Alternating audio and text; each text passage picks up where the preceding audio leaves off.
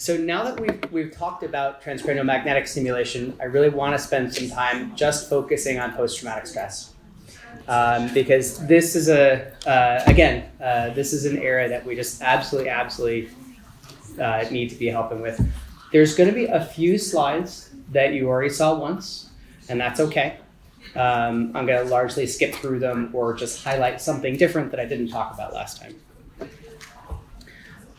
Okay, so I'm going to organize it again into a couple of different chapters and work our way through it together.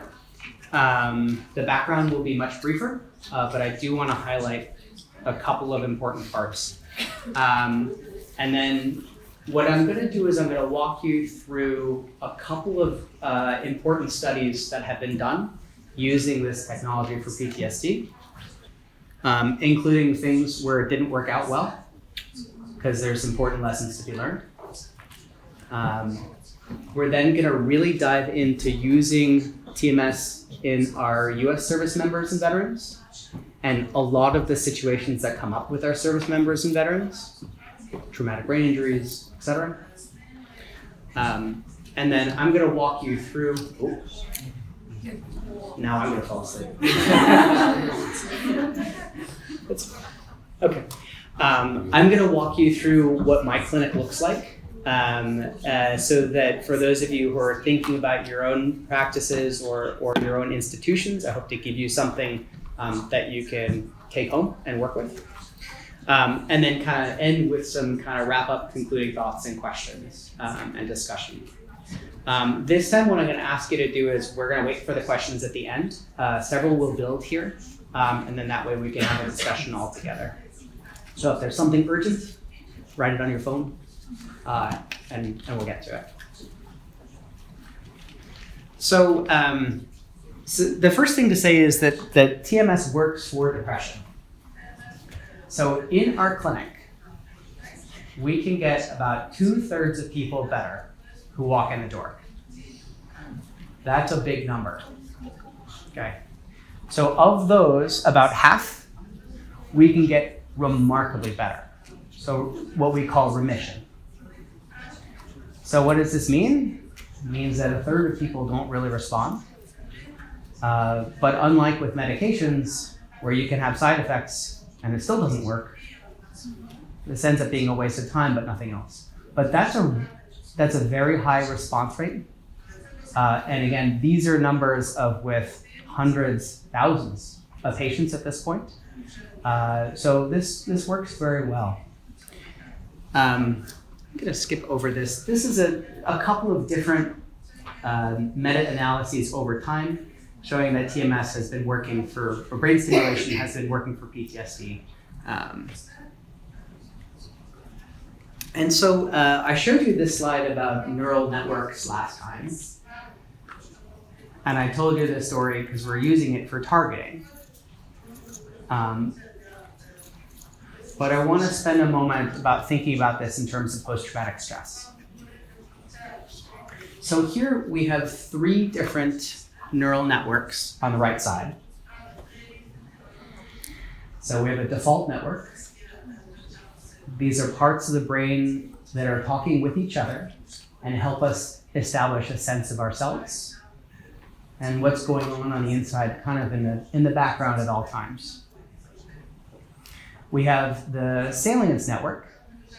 Right? That's the network that's, as a reminder, helping the brain figure out what is relevant to it. And we have really what we call an executive control network, which includes that dorsal prefrontal cortex, but actually has quite a number of other locations. And its job really is to help regulate many different processes. And so why does this matter? Because these neuroimaging studies are telling us what our patients are telling us with their own words, right? When someone has post-traumatic stress, they have a disrupted sense of themselves. They find the world to be more threatening, and they can't regulate that process. And so with a little bit of anthropomorphizing, I'm gonna wait for it reminds us that these images, even though they're just blood flow, even though they're things in a scanner, it reminds us that they're really tied to the human experience of having these illnesses.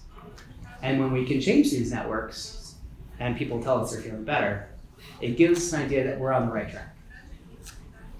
And again, at the very end of the day, what this tells us is that we have a target. It's the dorsolateral prefrontal cortex. It also reminds us that even though we stimulate primarily that spot right now, there's probably a lot of other targets, which as a researcher, I find very exciting. And as a physician, gives me a lot of hope for other ways that we can help those third patients who are not yet responding. So our story, the story of my group and my laboratory, have been going through conducting many different studies of brain stimulation for post-traumatic stress. So we've been looking at different device settings to see if those might work for PTSD. We've been looking at different technologies over the years.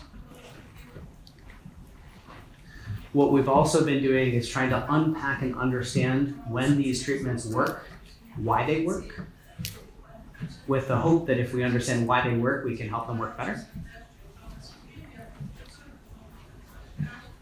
And then also taking some of these neuroscience tools, we talked about Theta Burst last time, and bringing neuroscience tools into clinical care to help people both get better and stay better. And there's a mix of different methods up here. I'm not discriminating when it comes to scientific methods. I do functional MRI, I do EEG, I talk to my patients, so whatever works. So what I want to do now is walk you through a couple of the key studies that have been done over the years for PTSD. I'm only going to do one of mine because I don't want you to get a feeling that this is just something from one particular perspective. I'll give you some of mine in here too, but there's more out there in the hope that I think it can give you some ideas about how you can use this in your own practices. All right. So the first study I want to talk to you about was done by a good friend of mine. His name is Andy Kozel.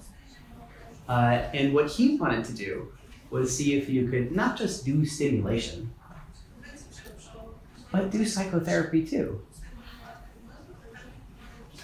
Because as we were talking about in some of the questions earlier, these are not things that we're going to be doing separately.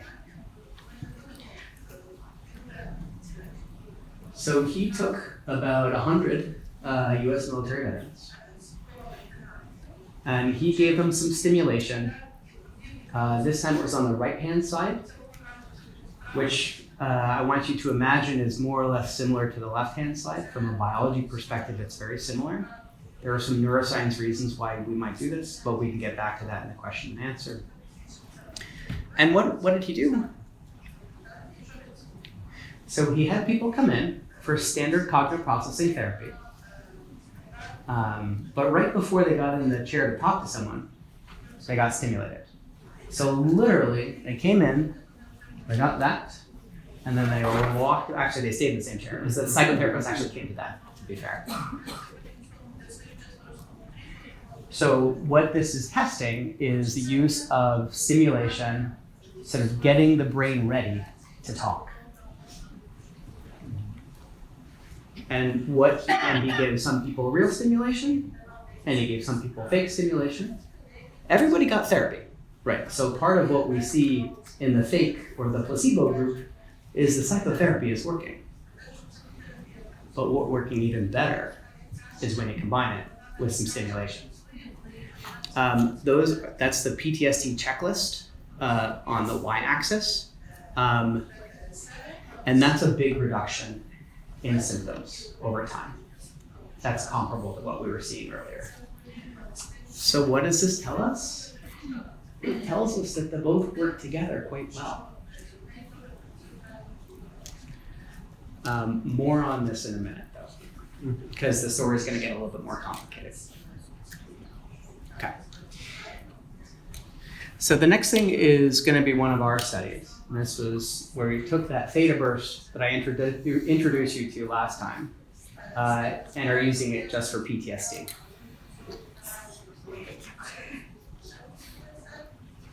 So here we took 50 individuals. These were just people who were coming into my clinic on a regular basis, looking for help. And so they came in, and half of them got real stimulation, half of them got fake stimulation. One thing that's worth noticing here is that the motor threshold here is at 80%. So the energy is a little bit lower than what we've been talking about. Theta burst, as we have learned over these last couple of years, probably doesn't need as much energy as regular TMS does. And that's probably because that the theta burst is speaking in the language of neurons. And we're taking advantage of that. And so what did we find? So I'm just gonna go, yeah. So what we found was that in the active group, compared to the sham group, we had large reductions in PTSD symptoms over time.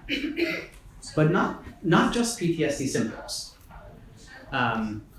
So here, what we're also seeing is people's description of how they're participating in their lives is getting better.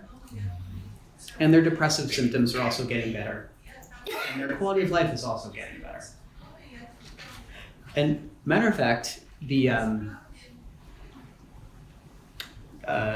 first thing that appeared before they started saying that their symptoms were better was that they started talking about how they were participating in their lives. That came before anything else. So an example was one of my veterans came in and he said, "Hey doc, I just went shopping for the first time during daylight hours. I haven't done this in 10 years. He says, but my symptoms, they're still bad. I still feel terrible. I still have all my PTSD, but I was able to go out and go shopping." And then a week later, he comes in and he says, "Oh, no. Now my symptoms are better." And then when you go talk to his girlfriend, now wife, at that first week, she came in and she takes me aside and she says, "Hey doc, he's not nearly as much of an asshole." And people can see it, right? The family can see it. And one of our challenges here is that because this is a brain illness, seeing it ourselves, if we have it, can be really hard. But we can get you had a question in the last about sort of what are some predictors of response. If you start seeing these improvements in people's participation in their lives, it's a really good sign. And always listen to the wife.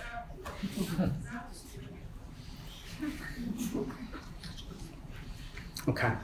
So, and this is work, this is a picture of one of my residents now attending. His name is Nick. And so we gave Theta Burst here, but that study only followed people out like 2 months. And people are not ill for 2 months. And so what we did was we followed these patients for the following year, asking how they were going to be doing. So we looked at what's called their quote unquote survival. This is not necessarily if they're alive or dead. So how they're going to be doing over time. So we're looking how long it takes for them to either come back for more stimulation or need to go into the hospital or have a major change in their treatment regimen or something like that. And what we found was that over 2/3 of individuals in that real group, compared to the sham, were doing quite well through the first year. And so there's still a third of people who relapsed.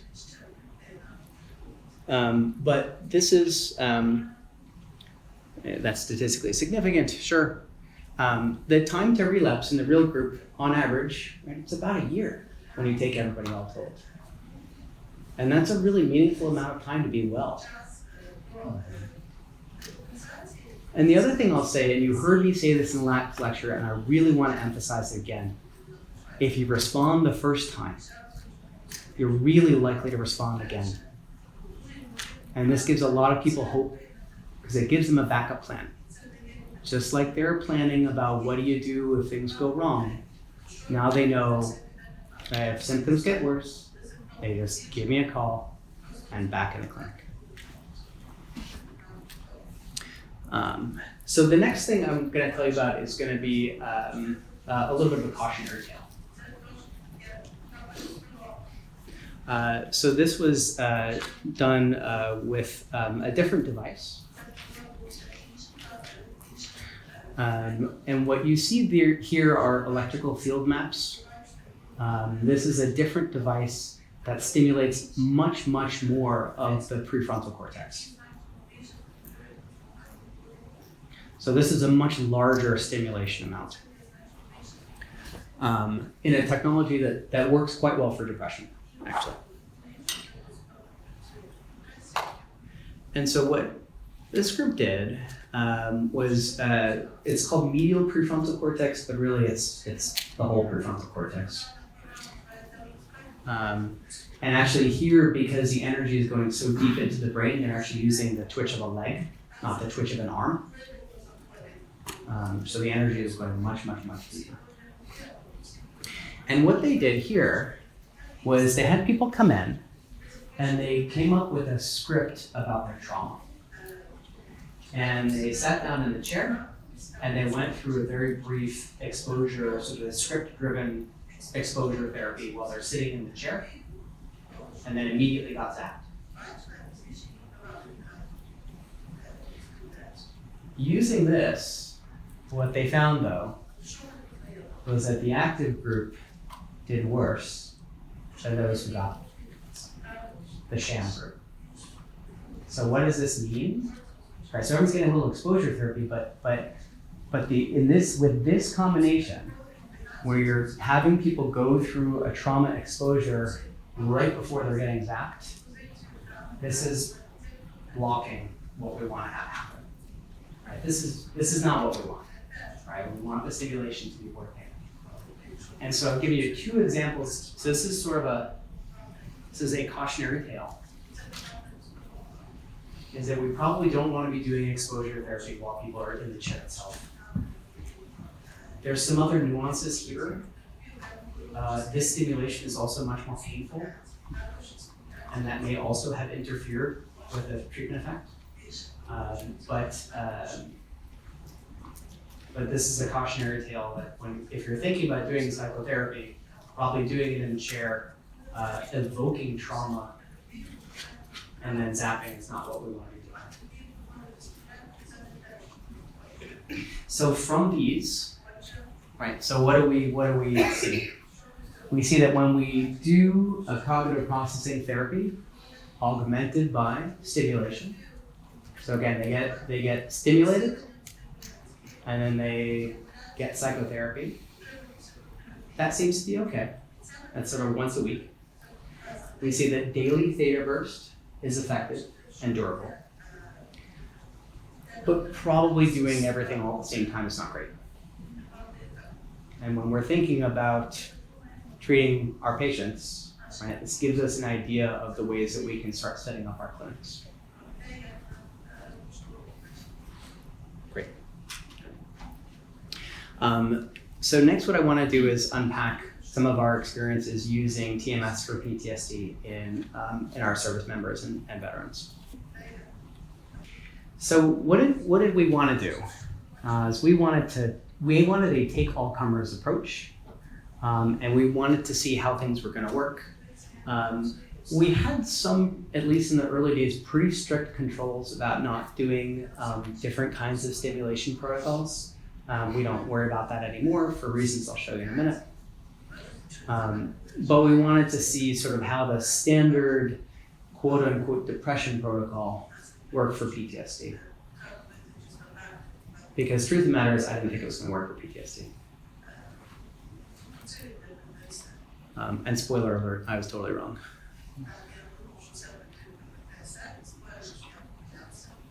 Okay. So again, so standard clinical TMS, we didn't use any fancy devices. We didn't, and here's our protocol, and this is Emily, who is my lab manager, who is happy to be here virtually, but she was very excited that we're coming and sharing our wisdom with you folks here. So you saw this before, but I just want to underscore the magnitude of the improvements in PTSD symptoms for a moment. So these effect sizes, these are very large. These are the sorts of things that we see when really good psychotherapy is done. This is reminding us that just for everyone who walks in the door, even if they don't want to talk to somebody, we have an option. I always recommend we do both, but I have a lot of patients who will not do psychotherapy. And in those cases, we give them some stimulation, we get them a little bit better, and then we send them to therapy. Because I don't have a magnet that's big enough to solve people's problems in their lives. It's not a magnet solution to that stuff. Although if I had a big enough magnet over Russia, that might be different.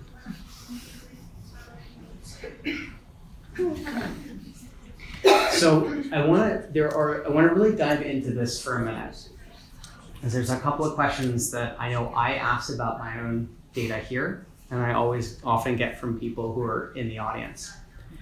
And the first of which is depression and post-traumatic stress have a lot of overlap in symptoms, right? That disruption in the sense of self, mood, and cognition we heard earlier. And so my first question is, well, is people's PTSD just getting better because their depression is getting better? Possible. The nice thing is that when you start getting into hundreds and hundreds and hundreds of patients, you can start doing some more complicated math. And what we found is the two are at least statistically independent, meaning that we can be reasonably confident that the PTSD is not getting better just because the depression is getting better. Are they linked? Of course, in people's real lives. But we can be confident that this is a unique effect on the PTSD symptoms. The other thing, which is not in the slides, but someone asked me, is it working for one particular symptom domain in PTSD? Is it working more for vigilance? Is it working more for cognition? Is it working more for avoidance? I don't have the slides in here, but the answer is no. There's not a symptom specificity to this. So it doesn't have something to do with the domains that people have. What it's doing, as to remind you, right, is we're stimulating that prefrontal cortex. We're supercharging the prefrontal cortex. And that's allowing a more normative brain to work. The other good news is because then patients, you don't, let me say it differently, it's going to work for whatever people have when they walk in the door.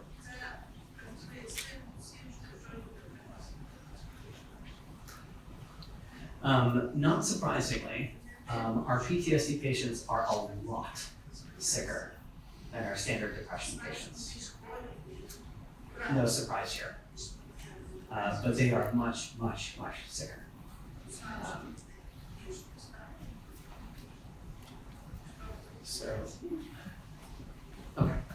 So what about those individuals who have traumatic brain injuries? And I would say at least half of the people I treat have a traumatic brain injury in some form.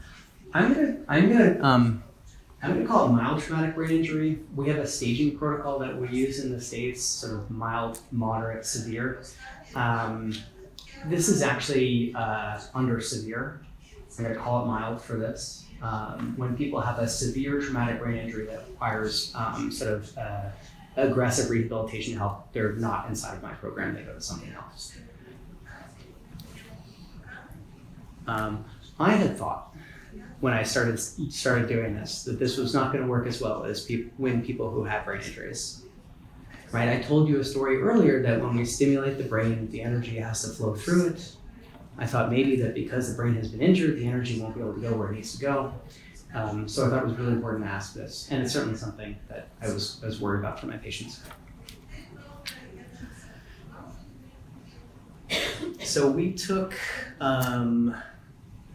it was 200 age-matched individuals in our current database, and so about half had a traumatic brain injury. You can see the distribution of their age of injury. And so most were traumatic brain injuries when people were younger, but not always. And this gives you an idea that there's a percentage of individuals who had not just loss of consciousness, but both antero and retrograde amnesia, so memory loss before and after traumatic brain injury, just to give you a sense of the patients who we're treating here.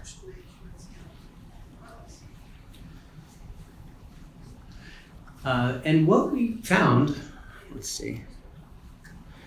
was that the people with TBIs were doing just as well as anybody else. And so this was bad for my hypothesis, but wonderful for my patients.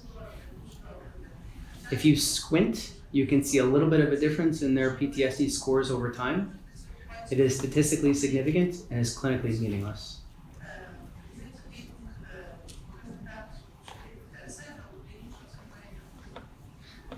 So this gives me a lot of hope when I sit down with my patients and they ask if this will work for me.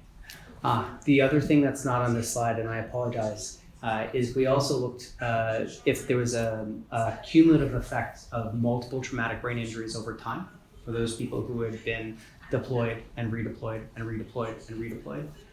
And we did not find an effect in even those people who had multiple brain injuries over time. Which again, bad for my hypothesis, but great for my patients.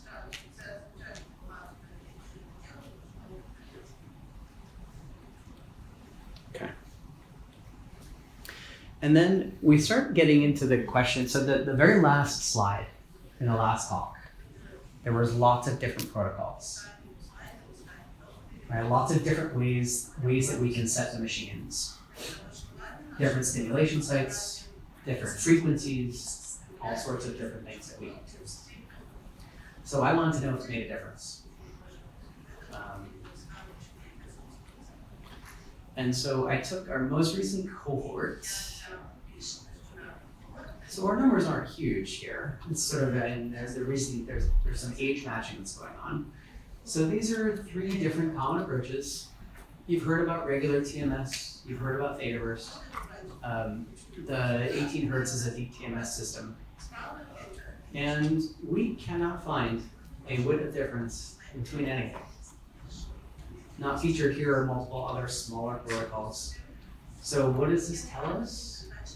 It tells us as long as we can get the energy in, that's what matters.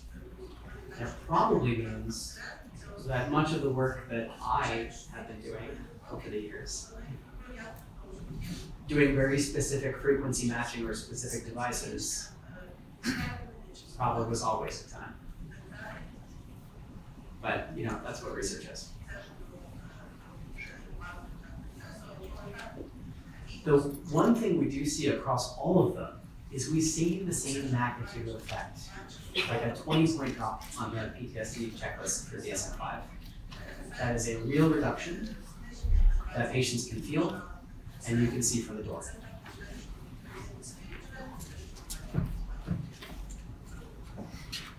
So I'm going to talk a little bit for a moment about suicidal thoughts and behaviors. Never a light topic, but it is something that we deal with all the time in our veterans. And I wanted to see if this was going to help improve suicidal thoughts. This is work that was done by Melanie Bose, who was a postdoc at the time. And we just looked at the 50 people who were coming in the clinic that particular year when she was there. And what we saw was that suicidal thoughts were reducing, were going down when people got stimulated. It is worth pointing out, though, that there are some of those lines look like they're going up a little bit too. So as we treat people, and as their depression lifts or their PTSD lifts, there are sometimes some things underneath that are pretty bad. And we need to be very thoughtful and very attentive, because sometimes people are so numb from their illness that when that illness goes away, other things are coming out.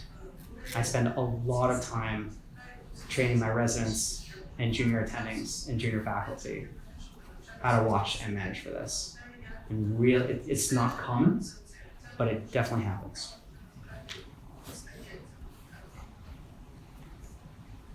Okay, so what I want to walk you through now is what we do in my clinic. And I'm going to start weaving in some of that advanced TMS stuff that we learned about in the last lecture. And so this is a protocol from one of my friends. We're doing TMS in the middle of COVID. And we really were not able to have more than one person in the room for hours on end. And so we tried to figure out what kind of accelerated protocol could we do that would maximize people getting better and maximize clinic time and minimize COVID exposure for everybody. So we came up with this protocol of Theta Burst. This is at 100% of motor threshold, so a little higher than what you saw in the slides a couple ago. And we're giving the dorsolateral prefrontal cortex via a measurement method. The F3 is that website that I showed you earlier in terms of targeting. So we made it as good as you were getting MRI scans for targeting. And then 1,800 pulses, so about 9.5 minutes. We did 5 treatments per day because that was the most that we could possibly do. I showed you some data from 10 a day earlier from my colleagues at Stanford, and that's very logistically challenging to do. And we wanted something that could be rolled out across the system without requiring large amounts of hiring, or we were worried about devices heating up. And so some of the things actually that folks here have been thinking about as well. So this is a very practical regimen. And this just shows some very rapid reduction in depression symptoms and anxiety symptoms in a week. So this got us doing accelerated TMS for PTSD. And again, all this is doing is increasing the dose, the amount of energy in, right? So from what we saw a few slides ago, it doesn't seem to matter what the protocol is, it's a matter of getting more energy in quicker and safely. But if that's what it's about, then let's see what works. So this is a schematic of our protocol. So it's 5 times a day, 1,800 pulses, and roughly a 1 hour skip, although I gotta be honest, we don't always do a full hour. Might be more like a half hour.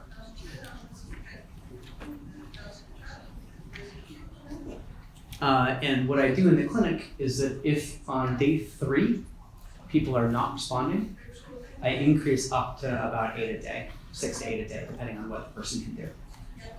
But I do give them 3 days to respond before I do something. Typically, it's on the morning of the 3rd day where people start to really notice changes.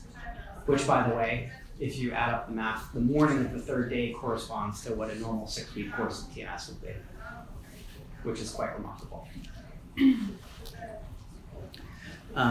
So this is the most recent 30 some odd people that we've treated. And what we have on average is about a 25-point reduction in the PTSD scales that we're using. This is happening within 1 week. And you'll also notice that these numbers are a little bit bigger actually than the regular TMS numbers. That's on average about 20 points. As we do more of these, I don't know if this is going to be better than regular TMS. But I have to say that patients really appreciate feeling better in a week instead of 6 weeks. So a couple of other numbers that are important. So in this group, you can see that we had about 75% of people had what we would call a clinically meaningful reduction in their symptoms. It's not all gone, but that's enough for them to notice. And the really remarkable thing is that over 2/3 of them, when you sit down and do rating scales for PTSD, they no longer meet criteria for PTSD, which is sort of remarkable, to say the least. Just before I go on, this also allows us to be creative. So one of the things that we've started doing, actually, and this is in Montana, which is a very large state in the Western United States, is we have put a TMS device in a van, and it drives around from place to place, staying there for a week at a time, and then moving to where it needs to go next. And that might be something worth considering here. So what all of these neuroscience tools allow us to do is start being really creative about bringing treatments to our patients, getting them better, faster. And I hope that it lasts. Although again, as you've heard repeatedly, if it works the first time, it can work again.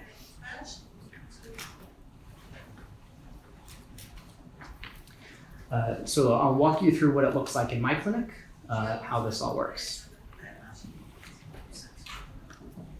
So folks will come in, and typically I will meet with them, or someone else who I've trained will meet with them, and spend a lot of time talking to them and making sure that this is really a good fit. Most of this has to do with safety.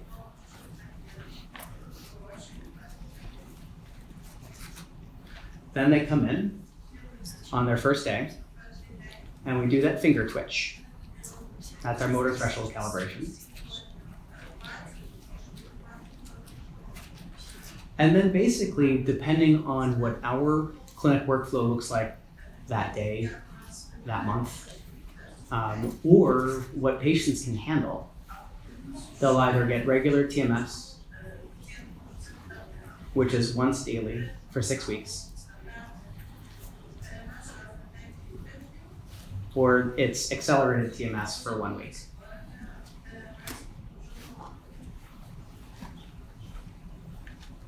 And I typically try to let the patients choose, because this is a shared decision-making process.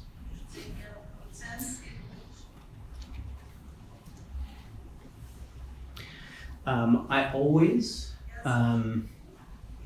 this is going to be the workflow for people who get once daily TMS as I go through. So I always check rating scales before we start treatment, because I want to know where people are, because if I don't know what their baseline is, it's hard to tell where I'm going.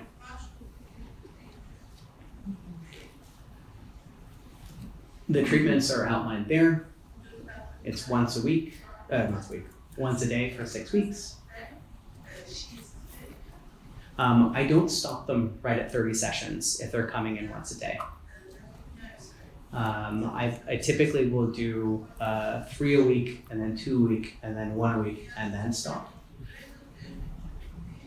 And the reason I do that is because there are some people out there who do require longer treatments. They might need, instead of 30, they might need 40. And I don't know who those people are just by looking at them.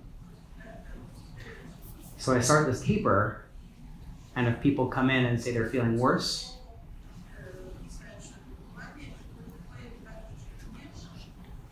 then I will continue once daily for a little bit while longer.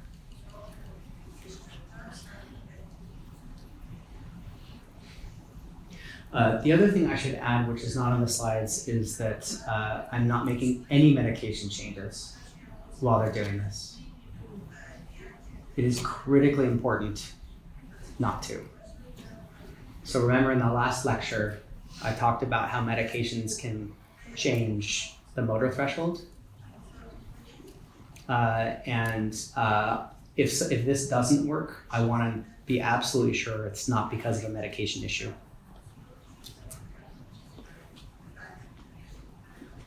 There are, of course, some clinical situations where meds have to change.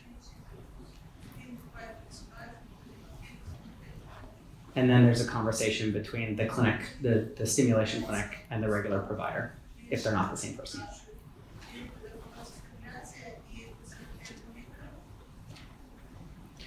I check rating scales at least once a week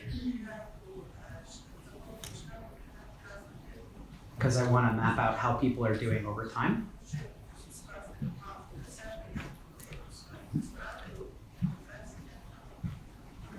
And then once people are done, I put it all into a note that typically the patients will get and the provider will get.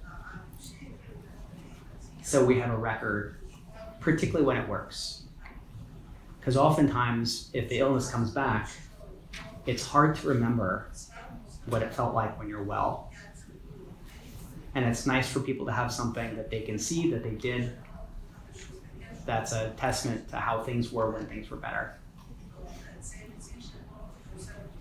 And I found that to be very helpful, particularly when dealing with patients who get very resistant when they get very sick. Sometimes their own words can convince them better than anything else.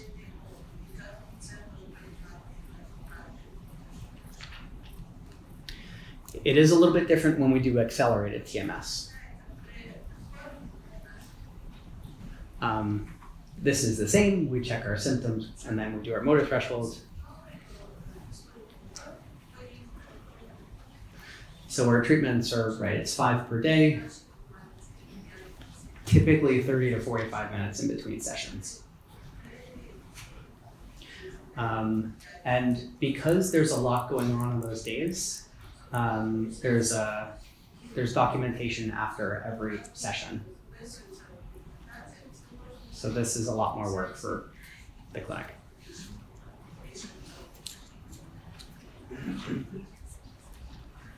And I check rating scales at the beginning of every day, in this case. Checking rating scales at the end of a day when they've been there for 5 days is a waste of time because everybody's just tired. And also I think there needs to be some sleep. The brain can refresh, see how it feels the next day, and that's when I check the scales. And typically I do some rating scales after the last day, but it's like 72 hours after the last day.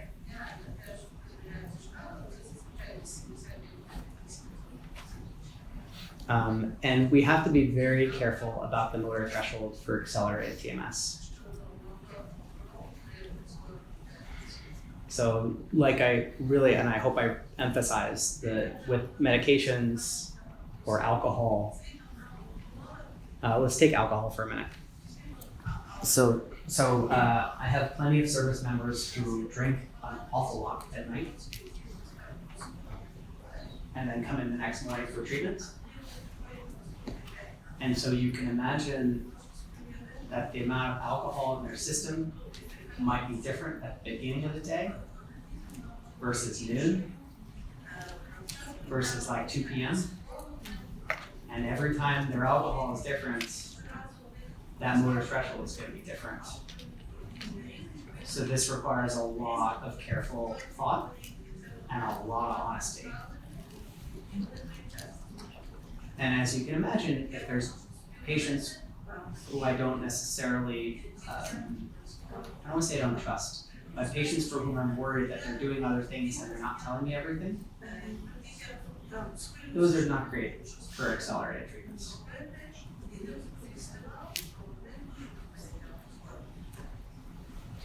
And again, I write a treatment summary note at the end so everybody knows what's going on.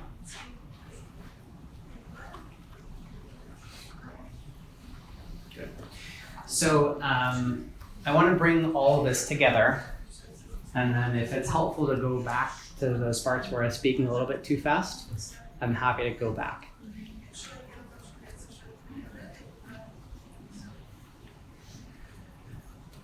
So putting this together, there does not at least appear to be a best way to do TMS for PTSD or for depression. I did this whole analysis for depression too. I'm just talking about PTSD at the moment. So ultimately, this comes down to the logistics and safety considerations in the clinic. And what this gives you is a lot of options so that you can make the best decisions for your workflow and for your patients. There's also something that we have seen in the States when people get stimulation and then they go through a lot of trauma again. And we see some hint that the TMS can be preventative. We don't have a lot of repeated trauma, thankfully, in the States. This is something that happens in more environments. And this is something that's worth keeping an eye on as you use it here, particularly if there are people who go back and continue to serve. We've seen a hint of this a few different times in a few different places in our literature,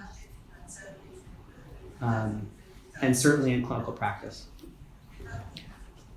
And this is just a case report that I wrote with one of my graduate students.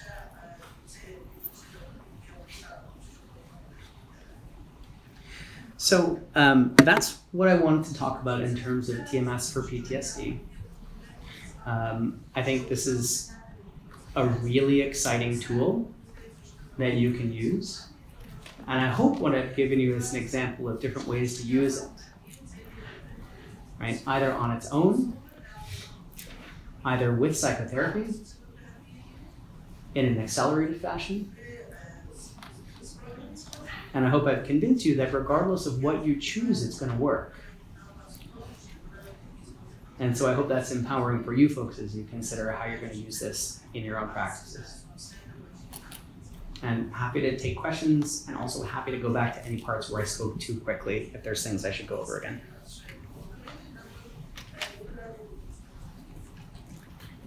Great.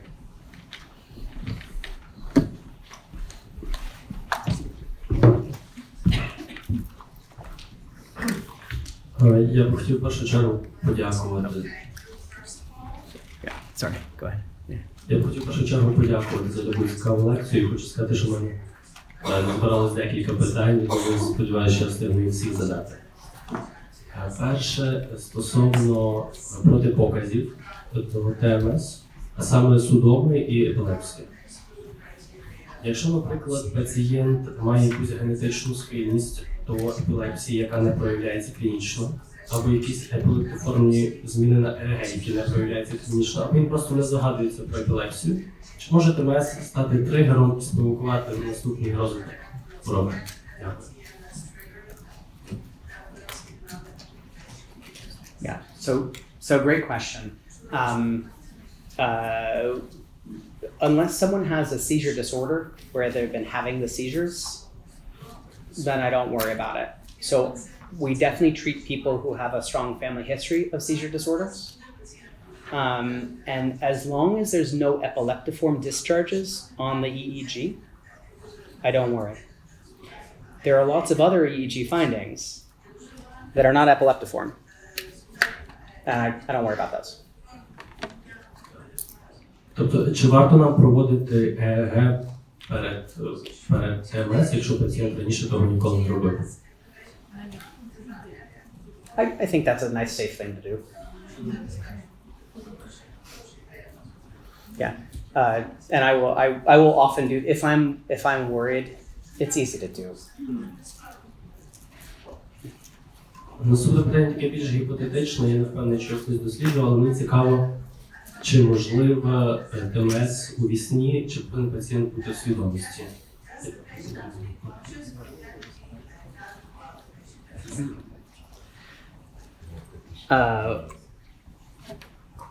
We probably don't want them to be asleep.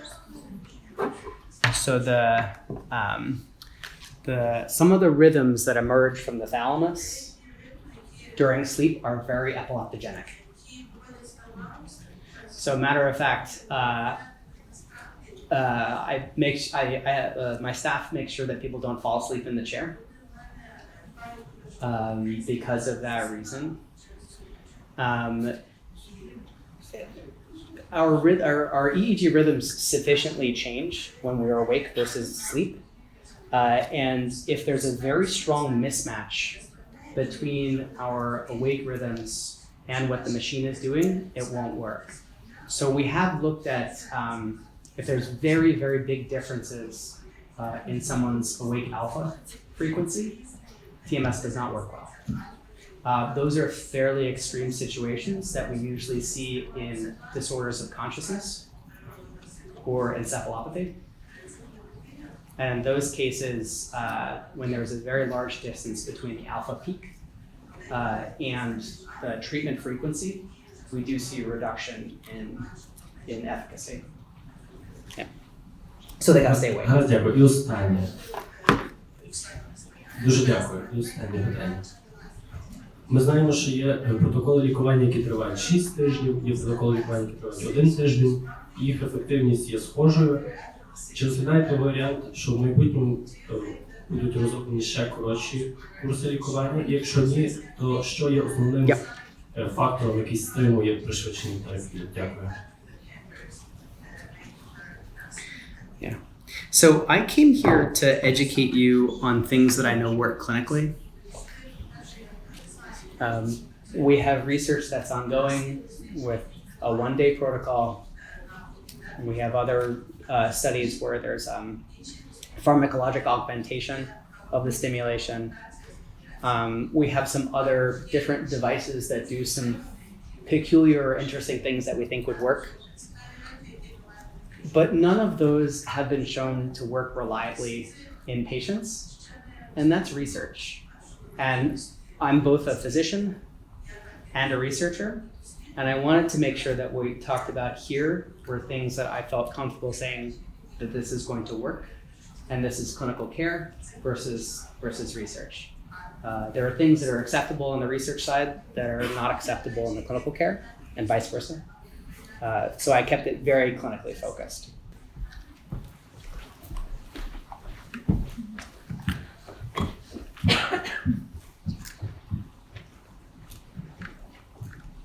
Багато військових з наркотичною і з алкогольною залежністю з діагнозом ПТСР не страждають від цього. Чи ви проводили дослідження з такими, чи в групу, які ви досліджували, вони входили? І, можливо, є якийсь протокол?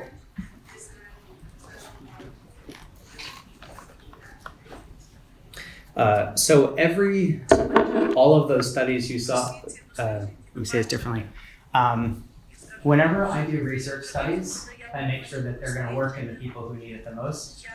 I never exclude people with substance use disorders.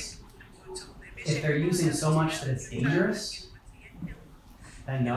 But those 770 individuals you saw, that's everybody who walks into the clinic. That's not research. That's just anyone who could get care in our entire system. We have speaking locally, so we have a lot of opiate use disorder. We have a lot of amphetamine use disorder, a lot of cannabis, and they're all in there. Whether or not there's a specific protocol, not sure. There's some research, if you give someone a cue of the drug that they want to use and try to calm their brain down, that might work. But that's still research. We can use it for smoking cessation, actually, in the States. And there's literature on using it for alcohol use, that if it's not published, it's coming soon, and will be clinically approved in the States. But I don't think there's a special protocol for it. And the reason I don't is, remember, so these illnesses are all tied together by the brain not working the way we need it to. And we're treating that prefrontal cortex, right? And that's the part of the brain that needs to be working to help someone move from ill to well, whether we're talking about their depression, or their PTSD, or their substance use. I often treat people with very, very bad drug abuse problems that no one else will touch. And often this is one of the safer things that you can do in those situations, as opposed to another medication. We'll have people who are hospitalized for their drug use, and we'll use this in those situations.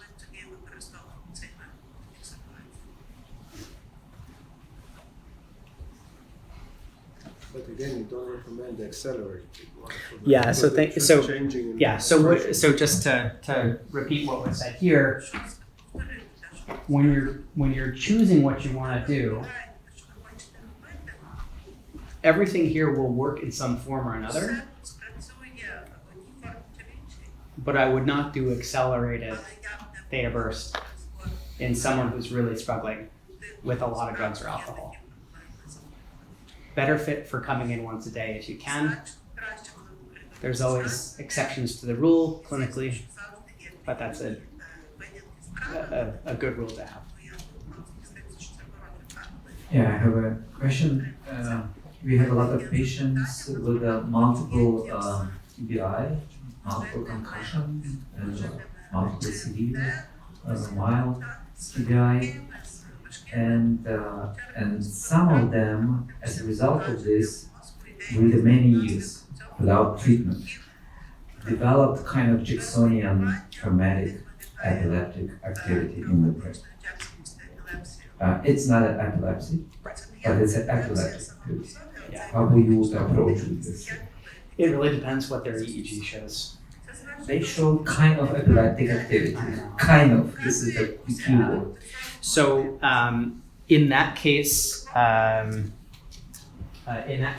are some other protocols that are less likely to cause seizures. These are typically lower frequency stimulation, often on the side opposite of what the EEG is showing. So if there's a left lateralized finding in the EEG, a lower frequency stimulation on the contralateral side is what we'll do in those situations. But you gotta be careful. This is art. Yeah.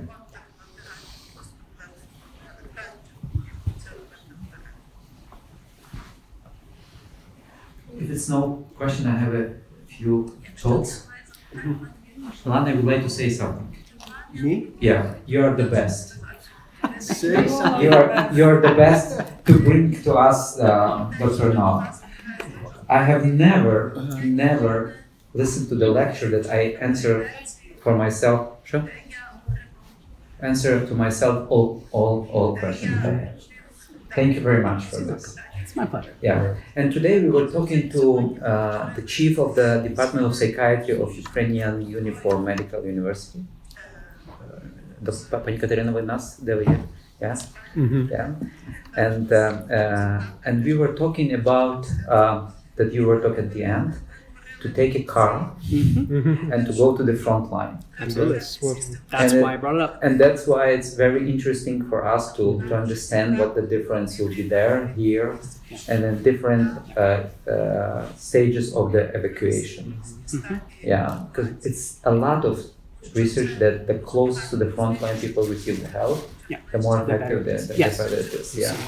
So I think it's a great idea to take this small apparatus and go and to do this here, there, then to compare it and to make it as quick as possible to be available on the market of the Ukrainian medical. This is absolutely you. So доктор Ноа відповів на наші запитання насправді, чи ми можемо це робити. Я думаю, Військово-медична академія медична це та, яка буде тим головним інституцією головною, а ми будемо її партнером. Так само, як і Міністерство внутрішніх справ, ТСМР.